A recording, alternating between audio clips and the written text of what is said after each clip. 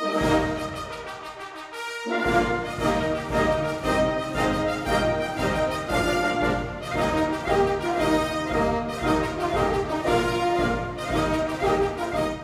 week in Limbourgeois.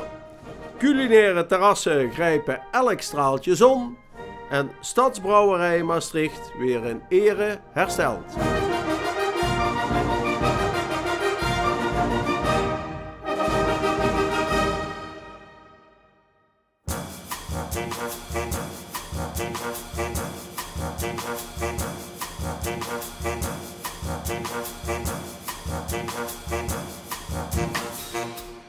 Ja, er zijn al zonnige dagen, nog niet zoveel. En je mag op culinaire terrassen lunchen.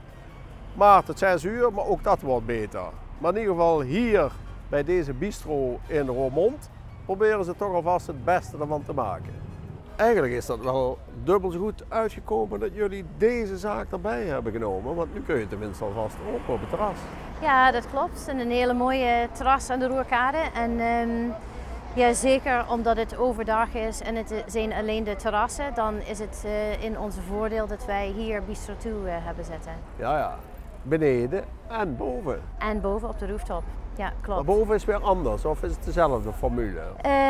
Nou, onder hebben de mensen ook de mogelijkheid om zeg maar de 3 gangen Bistro 2 menu te genieten hier op het terras.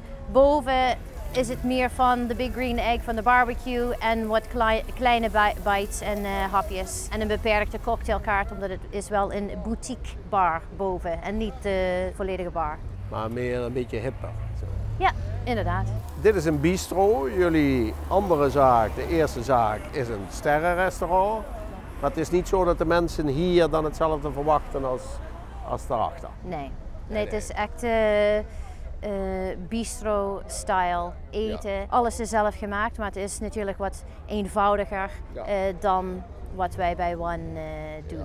Ja, nou oogt het op zich natuurlijk wel leuk. Je kunt zelfs met de boot komen en dan lekker komen eten en zo. Alleen, het is maar tot 6 uur open. Als ik nou de hele dag overdag werk en dan? Hè? Ja. En dat is blijkbaar over de grenzen is het niet overal bekend. Ik heb vanochtend een mail binnengekregen van een Duitse mevrouw. Kunnen we vanavond om 9 uur komen eten? Ja, leider.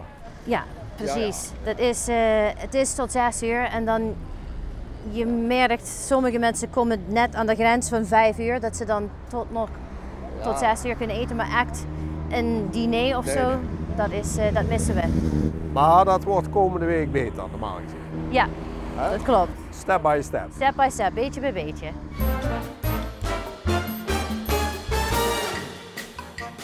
Komen jullie er een beetje mee weg met nu de openstelling van het terras? Ja, 's middags de lunch, dat gaat prima. Ja, dat is top hè. Ik bedoel, het weer vandaag is fantastisch en ja, mensen zitten gelijk op het terras, dus ik ben heel tevreden. Ja, ja. Maar het kan niet elke dag. Nee, ja, helaas niet, nee. Maar daar heb ik niks over te zeggen over dat weer hè. Nee. Hoe kun je daarop inspelen? Ja, we hebben wat overkapping en we hebben heaters en wat doeken. Kijk, en ja, als het heel hard regent, dan komen de mensen echt niet. Dat is helaas. Dan doen we gewoon onze weekmenu en de catering, de traiteur. Dat blijft allemaal een beetje doorgaan. Ja, tot alles weer normaal open mag zijn. Hè? Ja.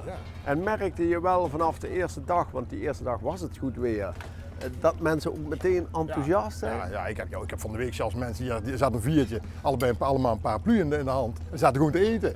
Ja, ik bedoel, mensen willen heel graag eruit. Ja. Dus ja.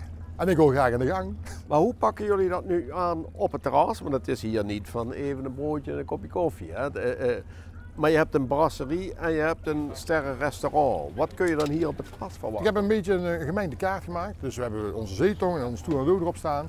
Maar we hebben mooie gerechten met ceviche, met makreel en we hebben coquilles. En, ik heb een mengsel van gemaakt. Ja. Gewoon lekker, lokker en dat mensen hier lekker op een middag kunnen gaan zitten. Maar mensen krijgen ook snacks hoor, een lekker bitterballetje. En een fluur scampi, heerlijk. Glas wijn erbij, moet kijken. Ja. Maar je kunt ook echt culinair komen lusten. Zeker. Ja. Dat is maar wat je wilt.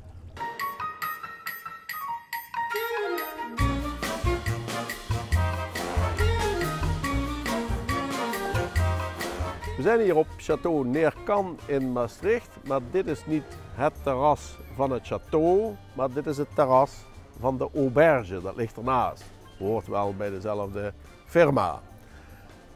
Jullie mogen voorlopig tot 6 uur open, binnenkort hopelijk langer. Maar jullie hebben normaal al een formule overdag en niet 's avonds. Dus in principe verandert er niet zoveel. Nee. Wij zijn al sowieso altijd bezig van 12 tot 4 uur nemen we onze laatste bestellingen aan. Ja. Dus de lunch blijft eigenlijk altijd zo doorlopen. Ja.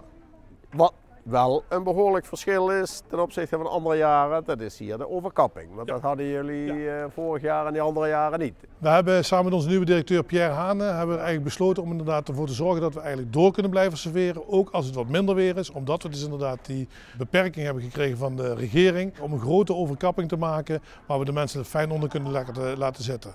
En het uitzicht blijft natuurlijk hetzelfde. Was het een emotioneel weerzien met de gasten? Ja, eigenlijk wel.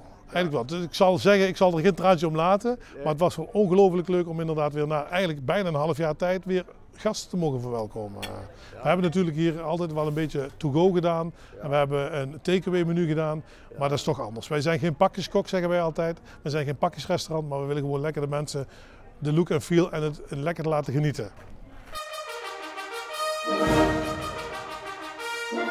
Ja, Tom, jij bent hier ongeveer 3 jaar geleden begonnen, maar ja, deze plek heeft een enorme geschiedenis op biergebied, toch? Ja, al vanaf 1857 zijn ooit de gebroeders van Aubel hier gestart. Later is het Ridderbrouwerij gaan heten. Hebben ze in 1954 het eerste speciaalbier van Maastricht hier gebrouwen.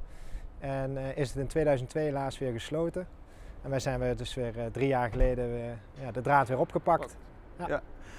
Laatste jaren een enorme hype onder bierbrouwerijen, ook in Limburg, hè, 2016 nog 27, nu 64. Hoe verklaar jij die hype nu? Ja, mensen kiezen steeds meer voor lokaal, voor ambacht, voor minder industrieel. En dat is ook wel iets wat uit het verleden zich herhaalt eigenlijk. Hè. Vroeger waren er ook heel veel kleine brouwerijen. Uiteindelijk werden die opgeslokt door de grote. Ja, dat begint nu zich weer een beetje te herhalen. Dus nu zijn er heel veel kleine brouwerijen. Je ziet ook steeds meer overnames.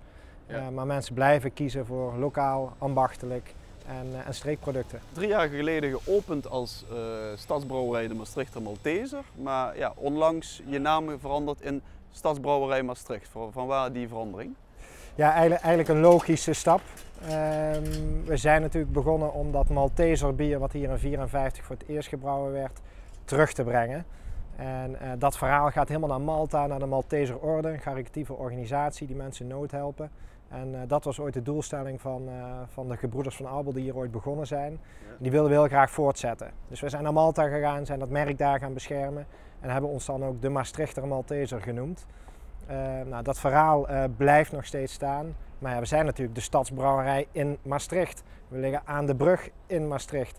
Maastricht is natuurlijk het kleine Parijs van Nederland. Sterke merknaam Maastricht. Een hele sterke merknaam. En ik denk als je aan Maastricht denkt, dat je aan het goede leven denkt. En dat zit ook in ons flesje. Eigenlijk nog relatief jonge brouwerij ben je, maar toch al in de prijzen gevallen vorige week. Hè? Wat heb je mogen winnen?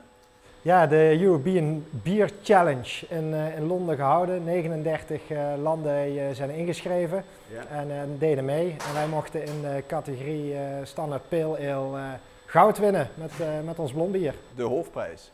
De hoofdprijs, ja, daar zijn we erg trots op. Dit is een mooi fris blond bier, klein beetje pilsmout gebruikt, korianderzaad erin, dat geeft de citrustoets. En het is ons hoppig blond en dat geeft net die citrustonen, een klein beetje grapefruit aan een bier.